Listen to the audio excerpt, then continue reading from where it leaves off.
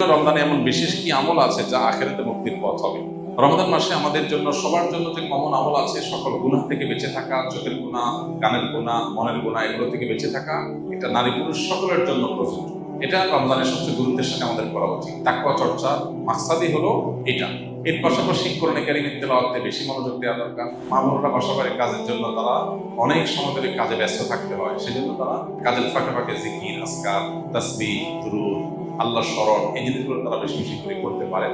এবং যত ব্যস্ততায় থাকুক না কেন, ইফতারের বেশ কয়েক মিনিট আগে সব কাজ বন্ধ করে দোয়ায় মনোনিবেশ করা, সাহারির সময় থালা বাসন নিয়ে ব্যস্ত না হয়ে কিছু সময় দোয়ায় মনোযোগ দেওয়া, আমলে মনোযোগ দেওয়া দরকার। বাকি সময়গুলোতে কাজ করলেও আল্লাহ জিকির স্মরণ থাকলে আল্লাহ তাআলা ইনশাআল্লাহ পূর্ণ আজর দিবেন। তাছাড়া তারা ওনাদের ইফতারের ব্যবস্থা করতেছেন, সেজন্য বিপুল পরিমাণ সওয়াব মা বোনরা অর্জন করতে পারেন যদি নিয়ত করেন, আশা করেন আল্লাহর কাছে, ইহতিসাবুল আজর করেন যে আল্লাহ আমি ফ্যামিলির সবার ইফতার ব্যবস্থা করছি, যে ব্যক্তি তার ইফতার করা সে তার সওয়াব পায়, আমাকে সওয়াব দিয়েছে, আশা যদি থাকে আশা করে তিনি সে আজর আল্লাহর কাছ থেকে পেয়ে যাবে।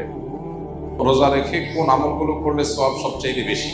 রোজা রেখে সবচেয়ে গুরুত্বের সাথে যে বিষয়টা খেয়াল করা দরকার সেটা হলো সকল প্রকার গুনাহ থেকে বেঁচে থাকা।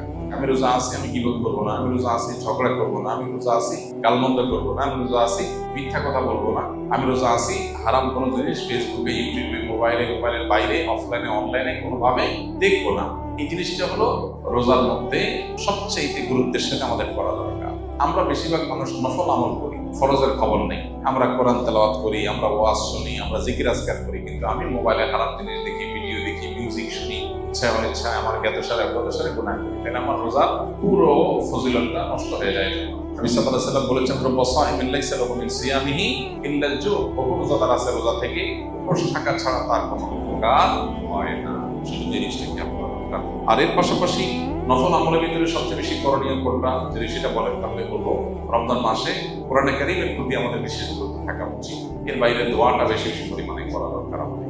পরিবারের যাদের অসুস্থ, এমন অসুস্থতা যে তাকে আপনি টেক কেয়ার না করলে আর টেক কেয়ার করার মতো নাই, এবং সে অসুস্থ অবস্থায় কষ্ট পাবে, তাহলে সেক্ষেত্রে আপনি তাকে টেক কেয়ার করবেন। আর যদি এমন হয় যে না আপনি ছাড়া আরো টেক কেয়ার করার লোক আছে, বা টেক কেয়ার না করলে তার যে অনেক অসুবিধা হবে তা না, তাহলে সেক্ষেত্রে আপনি ইতিকাফ করলেন আর তার টেক কেয়ারের জন্য ব্যবস্থা নিলেন, করে দিলেন, সেটা এটা ভ্যারি করে অবস্থার উপরে। রমজানে কাজা হওয়া রোজা মা বোনরা কখন রাখা সর্বোত্তম হবে? সবচেয়ে উত্তম হলো সকলের মধ্যে রেখে ফেলা, যত আগে রাখা যায়। যদি সেটা না রাখা যায়, পরবর্তী রোজার আগে আগে রেখে ফেলা উচিত। আয়েশা রাদিয়াল্লাহু তাআলা আনহা তার ভাঙতি যে রোজাগুলো হতো সেগুলো তিনি পরবর্তী রমজানের আগে শাবান মাসে রেখে ফেলতেন। তিনি এর মধ্যে রাখতে পারতেন না কেন? কারণ নবী সাল্লাল্লাহু আলাইহি ওয়াসাল্লাম তার সাথেই থাকতেন, এবং নবী সাল্লাল্লাহু আলাইহি ওয়াসাল্লাম সাথে থাকার কারণে, স্বামীর সাথে থাকার কারণে